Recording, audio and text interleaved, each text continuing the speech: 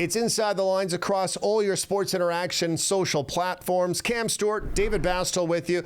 Let's start it off on our Sunday ticket. First off, Carolina Panthers in Atlanta against the Falcons. Falcons slight favorites right now in sports interaction. You have to drop 3.5 points if you're betting on the Falcons. However, I should tell you, Falcons 7-3 straight up against the Panthers in the last 10 contests. They've kind of owned them in that sense. Great numbers, Dave. And I'll tell you something, it looks like a tough battle. It's a divisional battle. 3.5 might seem like a little bit, but I'll tell you, Atlanta, I believe the hype. I believe in a lot of things this team is doing. Bijan Robinson was one of the best players in college football, let alone at Texas. He is a wicked running back. That's going to help Desmond Ridder in that offense. And I got to say, Bryce Young, even though you're wearing Carolina blue, Dave, it's going to take a little while for them to pick it up. The defense is a strength of the Panthers, but I really worry about their offense, Dave. 3.5, that hook could be big. One of the toughest games of the week, but I lean Frank Falcon. I'll tell you, Atlanta, they're going to surprise some people this year. Yeah, you know what? I'm going opposite with you for this one. I do like the Panthers just because of that hook, and I'm also looking at an under total. I don't see a lot of points in this game, so that's what game number 1 looks like. Game number 2, speaking of division rivals, Bengals and the Browns. The Brownies have owned the Bengals, believe it or not, both straight up and against the spread. There's something about the Ohio State teams, and it's leaning Browns, but of course the Bengals are the favorites in this one. I'll tell you, Dave, I actually love this game, and it's not Cincinnati. I'm telling you, I think the Browns are going to win this game outright. Wow. The problem with the Browns was they didn't know how to utilize Nick Chubb, and their coaching staff made Baker Mayfield, when he was quarterbacking them, throw 45, 50 times a game. That's stupid. You run Nick Chubb to set things up for the pass. Deshaun Watson's more mobile. And I'll tell you this, Dave, what is Cincinnati? You said it off the top. They're notorious slow starters. They're a wicked football team, but it takes them a while to get in their groove, and Cleveland always plays them tough. Browns outright. I think they get it done, and I think Joe Burrow might be a little bit hurt more than people are saying. Well, he hasn't had a full training camp, so that's a big factor there. And also the Browns 6-4 against the number against their last 10 appearances against Cincinnati. I'm on the Browns as well. Nice. I don't think they're going to win this game outright, but give me the points and the Brownies in this one. By the way, Cleveland 5-1 since 2020. Those are pretty big numbers against the Ohio rival. San Francisco slight favorites in Steel City against the Steelers.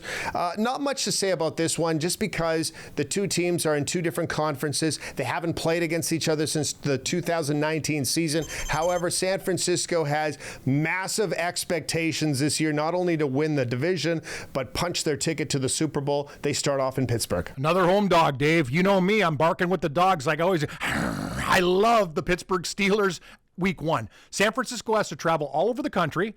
And Pittsburgh with Kenny Pickett, I think, is going to be much improved. I think Pickens is an amazing receiver. And I'll tell you, Brock Purdy, first game of the year, high expectations. It's not an easy place to play. Week 1, the terrible towels and the Steeler fans, it's going to be a real tight game, Dave. So in a tight game, I'm going to take the home dog. I think the Steelers can win, and I'll take the points. Holy smokes. Okay, we're going opposite here again. I got San Francisco just because it's under a touchdown. Brock Purdy showed that when he's under center.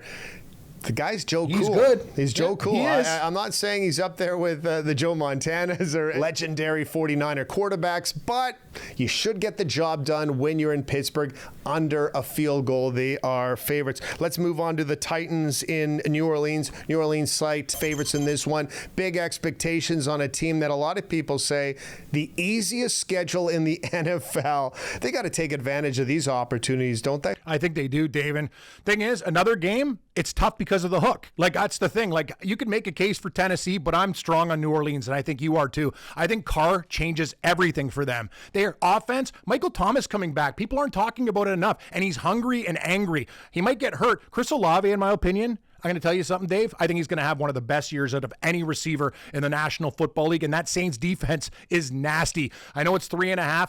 Tennessee's kind of being disrespected, but I think it's important for the Saints to get off on the right foot. I think they win this game by between 4 and 7, and it's 3.5. Give me the Saints. Yeah, I'm on board with the Saints as well. They're going to have a very good September. Could be perfect, but we'll talk about that as the weeks go on. Let's move on to maybe the oldest traditional rival, the Packers and the Bears. Aaron Rodgers has owned the Bears in the past, but guess what? He's no longer there. Exactly. This Aaron Rodgers team will not have the guy that's dominated the Bears. 9-1 against the number in their last 10. What do we look at for this? By the way, last time the Bears won was in the 2018 season.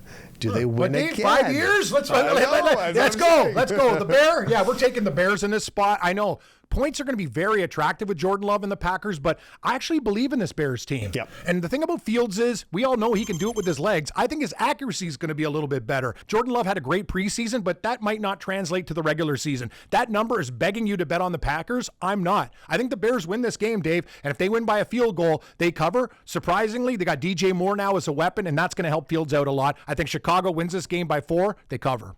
It's one of those seasons, too, and we're going to see it throughout the year, in my opinion. Justin Fields is going to make that next step.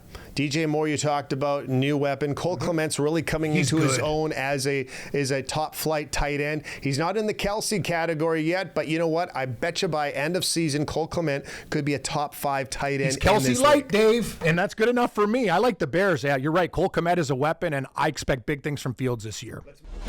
Another division rival, it's the Raiders and the Broncos. Raiders have dominated the Broncos in this divisional rival. 9-1 against the number, 8-2 straight up in their last 10 games. In fact, the Broncos' last win against the Raiders was in the 2019 season. Right now, Cam, what are we looking at for the bottom feeders of the West Division? Yeah, used to be a great game, Dave, but we're older now. Broncos and Raiders. Hey, listen, Sean Payton's probably going to be, Nate Hackett was a bad coach. But the thing is, I'm not laying 3.5 with Denver. Russell Wilson, we talked about it. He's regressed. They have injuries at the receiver position. I don't know what to get out of Denver. As for the Raiders, I don't think they're a very good team either. But in a divisional game, we're getting that hook, Dave. It's over 3 points. So I have a lean to the Raiders. I'm going to be honest with you. This game reeks. It's not going to be one of my biggest bet games. But if I had to, I'm going to take the Raiders plus the 3.5. Now, one game that doesn't reek because it's involving your Seattle Seahawks. Seahawks at home, favorites by about 5 points at Sports Interaction against the LA Rams. These two teams know a lot about each other. However, the Rams 6-4 straight up in the last 10 against Seattle. But this is a different type of Rams team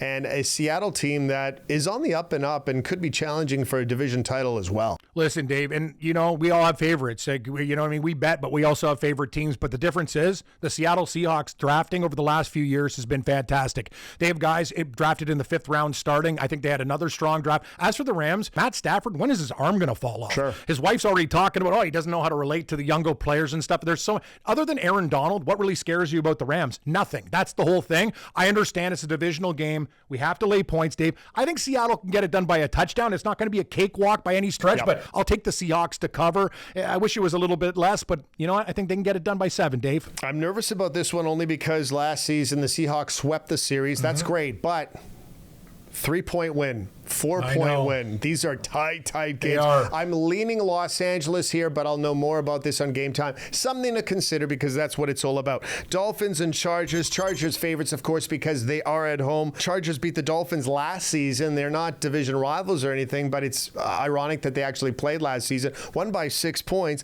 What happens this year? I don't know, Dave. I wish I had some tarot cards or some leaves. I'd love to know, but I'm going to tell you this is one of my favorite games of the week, and I'm going with the lightning bolts. High voltage, buddy. I'm going to tell you this. Bet the Chargers early, guys, when they're healthy. They have all their players there. I think Justin Herbert, I know Miami has a pretty good D. I think he shreds them. As for Tua, he put on a little bit of weight, but I'm telling you, the Chargers defensive line has a lot of guys that are going to be knocking him all over the field. He's had concussions. He's had injuries, and I like the Chargers early. We talked about them. We like them in the division. Yep. It's week 1. It's under a field goal against the Fish. Give me the lightning bolts. High voltage, baby. I think they get it done by a touchdown at least, Dave, and cover that short number. I'm on board with that one as well. Final game on the Sunday afternoon ticket. Of course, be sure to watch our videos for our Monday nighter, our Sunday nighter, and of course our Thursday nighter. They will be individual videos.